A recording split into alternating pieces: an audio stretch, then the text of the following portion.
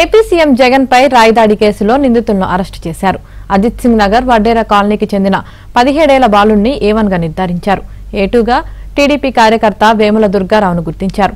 కాలనీలో పిచ్చాపాటిగా మాట్లాడుకుని నిందితులు రాయితో దాడి చేసినట్లు పోలీసులు నిర్ధారించారు. ఈ కేసులో ప్రధాన నిందితుడైన మైనర్ కు ప్రభుత్వ ఆసుపత్రిలో వైద్య పరీక్షలు నిర్వహించాక మెట్రోపాలిటన్ సెషన్ కోర్టులో హాజరుపరిచారు. ఇదే కేసులో అరెస్టు చేసిన దుర్గారావును ఇంకా న్యాయస్థానం ఎదుట హాజరుపరచలేదు.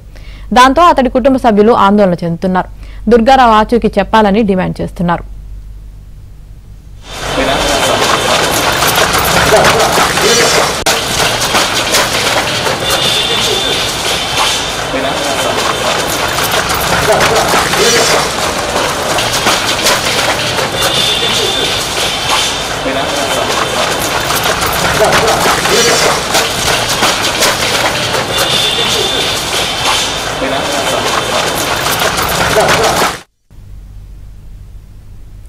ఏపీ సీఎం జగన్ పై రాయిదాడి కేసులో నిందితులను అరెస్టు చేశారు. అజిత్ సింగ్ నగర్ వడ్డేరా కాలనీకి చెందిన 17 ఏళ్ల బాలుడిని A1 గా నిర్ధారించారు. A2 గా టీడీపీ కార్యకర్త వేముల దుర్గారావును గుర్తించారు. కాలనీలో పిచ్చాపాటిగా మాట్లాడుకుని నిందితులు రాయితో దాడి చేసినట్లు పోలీసులు నిర్ధారించారు. ఈ కేసులో ప్రధాన నిందితుడైన మైనర్ కు ప్రభుత్వ ఆసుపత్రిలో వైద్య పరీక్షలు నిర్వహించాక మెట్రోపాలిటన్ సెషన్ కోర్టులో హాజరుపరిచారు. ఇదే కేసులో అరెస్టు చేసిన దుర్గారావును ఇంకా న్యాయస్థానం ఎదుట హాజరుపరచలేదు. దాంతో అతడి కుటుంబ సభ్యులు ఆందోళన చెందుతున్నారు. దుర్గారావు ఆచూకీ చెప్పాలని డిమాండ్ చేస్తున్నారు.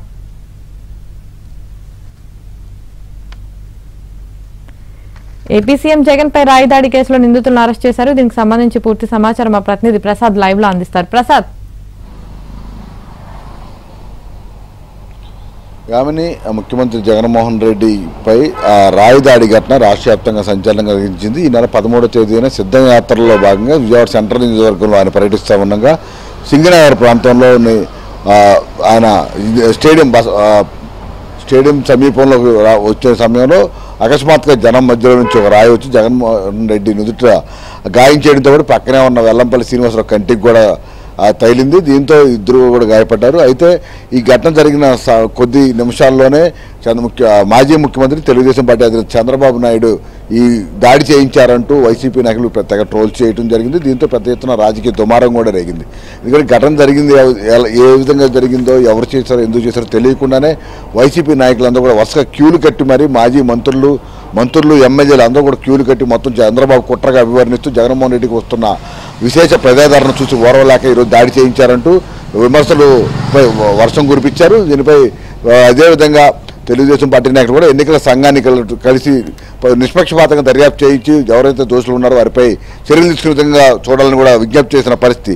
దీంతో విజయవాడ పోలీస్ కమిషనర్ కాంతిరాణా టాటా 40 మంది సభ్యులతో 8 బృందాలను కూడా ఏర్పాటు చేశారు. మొత్తం వివిధ కోణాలు కూడా ఈ విచారణ చేయడం కూడా జరిగింది. ఆ ఘటన జరిగిన రోజు ఆ ప్రాంతంలో మొత్తం జగన్మోహన్ రెడ్డి ర్యాలీకి సంబంధించి ఎక్కడెక్కడ ఈ సీసీ కెమెరాలు ఏ విధంగా ఉన్నాయి, అదేవిధంగా ప్రైవేటు వ్యక్తుల్లో సెల్ ఫోన్లో చిత్రీకరించిన కొంతమందిని గుర్తించి వారి తీసిన వీడియోలో కూడా పూర్తి స్థాయి ఫుటేజ్ను పరిశీలించిన తర్వాత ఆ వడ్డేర కాలనీకి చెందిన ఒక 5 మైనర్లని అనుమానితులుగా తీసుకొచ్చి విచారణ చేశారు. అందులో ప్రధానంగా ఒక వ్యక్తి మాత్రమే ఈ దాడికి పాల్పడినట్టు కూడా గుర్తించారు. అయితే అతను విచారించిన సమయంలో అతనికి వరుసగా బంధువైన వేముల దుర్గారావు అనే వ్యక్తి ప్రోద్బలంతోనే ఈ దాడి చేసినట్టు కూడా అతను అంగీకరించినట్టు కూడా పోలీసులు చెప్తా ఉన్నారు. అయితే దీనికి సంబంధించి అధికారికంగా వారు పూర్తిగా కేసు వివరాలు వెల్లడించకపోయినప్పటికీ కూడా ఆ లీకులు అయితే వస్తూ ఉన్నాయి. ఈ నేపథ్యంలో ఎవరైతే 17 ఏళ్ల మైనర్ బాలుడు ఉన్నాడో అతను పాలిష్ పని చేసుకుంటూ రోజువారీ కూలి పని చేసుకుంటూ సాయంత్రం కూడా స్నేహితులతో జొలాగా తిరుగుతూ ఉంటాడు. అతను ఈ రాయి వేసిన సమయంలో జగన్మోహన్ రెడ్డి నుదుటికి గాయమైందని కూడా పోలీసులు నిర్ధారించారు. వివిధ కోణాల్లో పరిశీలించిన తర్వాత కూడా అతనే A1 గా ఇప్పటికే స్పష్టం చేస్తూ అధికారులు కూడా ఛార్జ్షీట్ కూడా తయారు చేశారు. మరోవైపు దీనికి సంబంధించి A2 గా వేముల దుర్గారావును కూడా ఉంచారు. ఈ నేపథ్యంలో ఈరోజు కొద్దిసేపటి క్రితం A1 గా ఉన్న 17 ఏళ్ల మైనర్ బాలికుడిని కూడా కోర్టులో హాజరుపరిచారు. దీనిపై కేసు విచారణ కూడా జరుగుతూ ఉంది.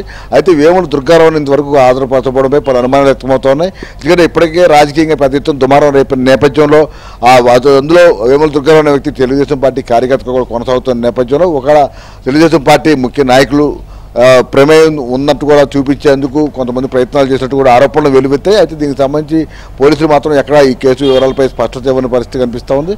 అయితే కేవలం ప్రస్తుతం మైనర్ మాత్రమే కోర్టులో హాజరుపరిచిన నేపథ్యంలో ఈ వేముల దుర్గారావు పరిస్థితి ఏంటనే అంశంపై కుటుంబ సభ్యులు ఆందోళన ఆవేదన వ్యక్తం చేస్తున్నారు. నిన్న విజయవాడ పోలీస్ కమిషనర్ కూడా కలిసి తమకు న్యాయం చేయాలని విన్నవించేందుకు కమిషనర్ కార్యాలయానికి వచ్చి కాసేపు ఆందోళన ఆవేదన వ్యక్తం చేశారు. అయితే కేసుకు సంబంధించి పూర్తిస్థాయి విచారణ చేస్తున్నామని కూడా చెప్పినప్పుడు కూడా ఇంతవరకు అతని ఆచూకీ మాత్రం తెలియలేదు. ఈ పరిణామాల నేపథ్యంలో ప్రస్తుతం మొన్నటి వరకు కూడా రాజకీయ కోణంలో చూసిన ఈ కేసు ప్రస్తుతం కేవలం ఈ కుర్రవాళ్ళు ఆకతాయిపరంగా చేసిన పనిగా కూడా ఒక స్పష్టత అయితే మనకు కనిపిస్తూ ఉంది. ఇందులో ఎక్కడ కూడా రాజకీయ కుట్ర కోణం కానీ లేదా తెలుగుదేశం పార్టీ ఇతర ప్రతిపక్షాల పాత్ర ఎక్కడా కూడా లేనట్టు కూడా పోలీసుల విచారణలో వెల్లడవుతూ ఉన్న పరిస్థితి కనిపిస్తూ ఉంది. ఈ పరిణామాల నేపథ్యంలో దీన్ని మళ్ళీ ఏ విధంగా ముందుకు తీసుకెళ్తారు, అలాగే పోలీసులు మొత్తం ఈ కేసు దర్యాప్తు పూర్తయిన తర్వాతే పూర్తి వివరాలు వెల్లడిస్తామని చెప్తా ఉన్నారు. ఈ నేపథ్యంలో ఈరోజు కోర్టులో హాజరుపరిచిన తర్వాత ఇతర ఇంకా విచారణ అయితే కొనసాగుతుందని కూడా పోలీసు అధికారులు చెప్తున్నారు.